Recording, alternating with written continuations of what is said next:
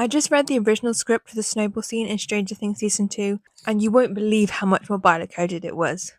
The final cut we got this scene is probably the biggest case from 11 throughout the show for fans, as it captured the excitement of first love and a first kiss. But did you know that the kiss wasn't even in the original script? And the whole scene actually was meant to have very melancholy undertones and different music entirely. Well, today we're going to break down this scene, comparing the original version to what made the final cut and the completely different perspective the original would have given. With this original scene, not only is it much more Byler coded, the tone of Mike and Elle's dance is completely different. So I think the thing that made this scene such a fan favourite from Eleven shippers was the cheerful, hopeful nature of the scene, which appeared to capture both the anxiousness and excitement of a first crush and a first kiss. However, this tone was not actually the original intention at all. What if I were to tell you the infamous backing track in this scene, Every Breath You Take by The Police, was actually not the intended track for this scene, but instead In the Air Tonight by Phil Collins. If you're unfamiliar with this song, I'll play you a bit now so you understand the tone. I can feel it coming in the air tonight. Oh Lord, and I've been waiting for this moment for all my life. Oh Lord. Completely different, right?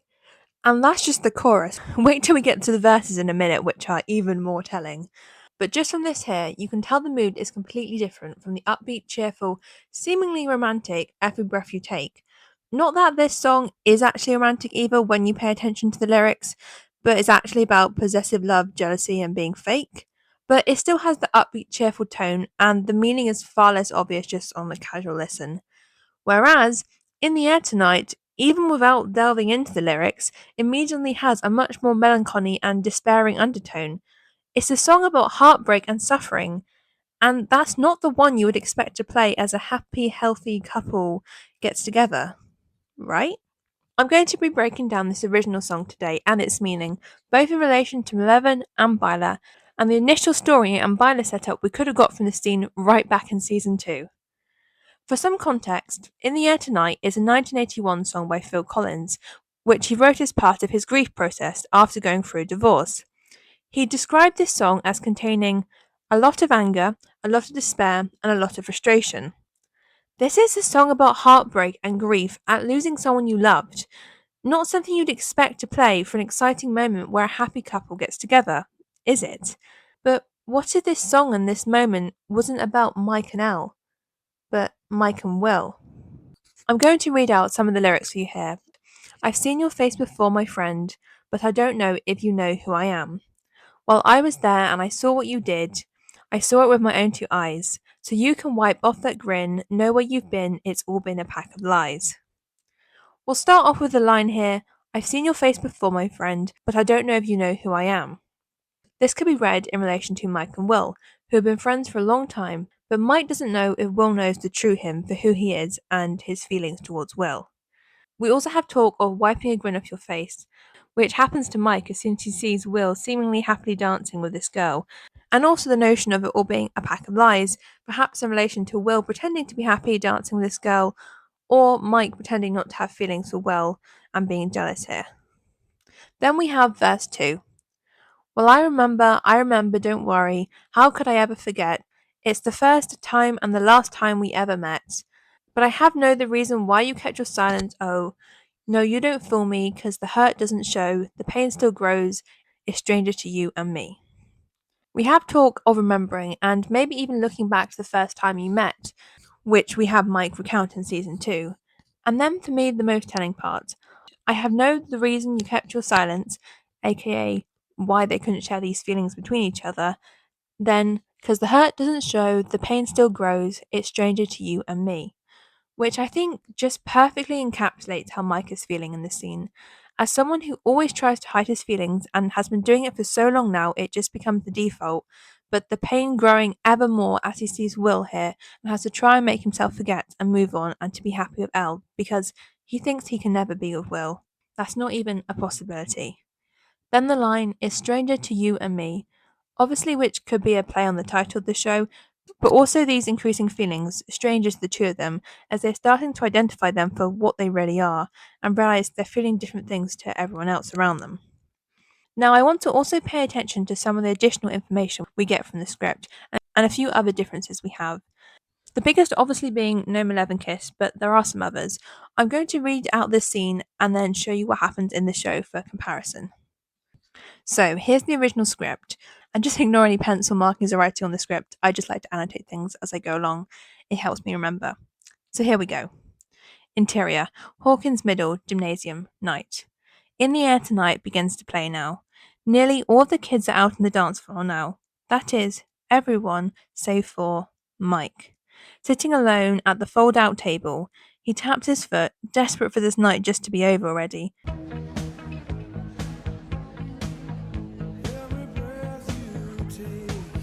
But then, suddenly, his breath catches, his heart skips, and he pushes to his feet, across the gym. 11 enters the snowball.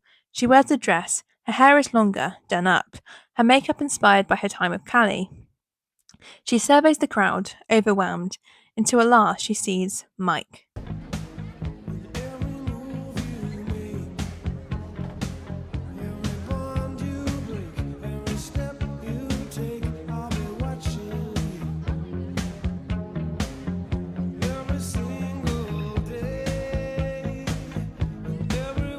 Their eyes lock. Mike gathers his composure. Then, he begins to walk towards her. She walks towards him. They finally meet. Mike stares, heart in throat. You look beautiful. 11 smiles, flustered, an awkward beat. Then, do you want to dance? 11 looks at all the other kids, nervous. She's a little embarrassed by this, but You look beautiful. Do you want to dance? I don't know how. Neither do I. A shared smile. You want to figure it out? She smiles and takes Mike's hand. I don't know how. I don't either. Do you want to figure it out?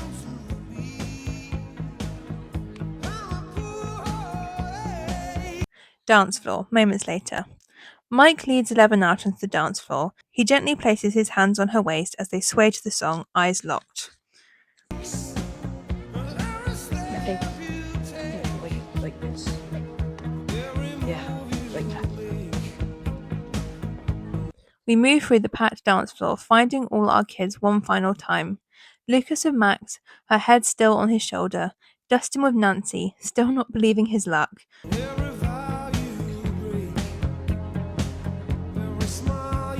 Will with the cute girl dancing awkwardly, but his eyes aren't on the cute girl, they're on Mike,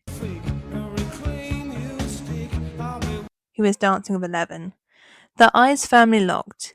They look like they're just about to burst of happiness, as In the Air Tonight swells of emotion.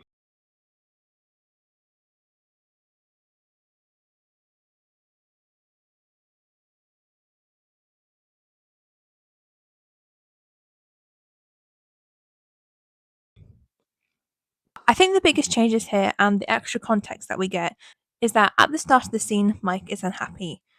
He just wants the dance to be over at this point and to go home. He doesn't want to sit here and watch everyone else, especially Will, seemingly enjoying themselves when he's miserable.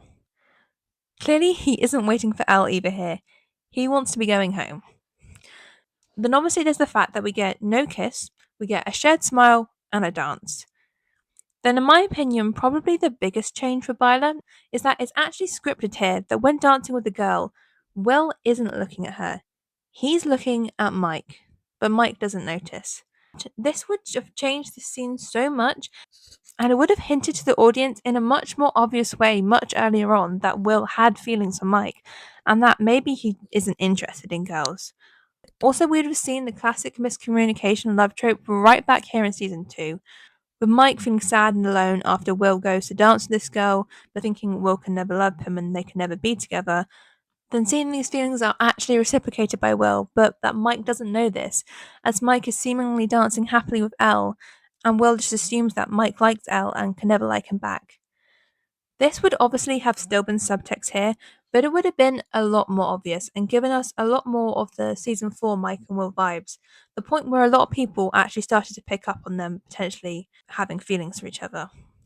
This original scene would have been so good, guys, and set up a potential Byler storyline much clearer to the audience much earlier on.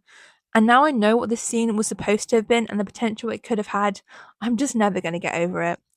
It would have set up the initial seed for Byler so well, and it would have explained Mike's sudden character change in season 3, and Mike and Will's continuing struggles in season 3 and 4, so much clearer to the audience. I'm so sad it never happened. I'm not fully sure why this change actually did happen. From what we know from interviews with Millie, she said that she thought leaving this scene without a kiss would have left fans disappointed. And for sure, it would have left them disappointed and probably many confused about the direction these character stories were taking. So maybe they just agreed with that. Maybe they thought the original end had been too pessimistic and this was a more optimistic end to the season. Maybe it's just that their original scenes would have made their plans for Byler too obvious too early, and maybe they thought they needed more build up for people to be invested enough to accept it. Or maybe they just needed more Malevolent setup to create the love triangle they wanted. I don't know, we'll probably never know. But anyway, I wanted to end by trying to show you what I think this scene could have originally been here with this original music. Obviously, we don't have all the original shots intended for this original take on the scene. I don't know how many of these would have made it through to the final cut, or if the original music was still the intention on the day when they filmed this. From what we know, the kiss was added actually on the day by the request of Millie. So obviously not all the shots here will line up perfectly with what was intended in the script. But I'll just use what I have just to illustrate my point at the different tone and the impact that this scene would have had. Now, imagine this being how season 2 ended.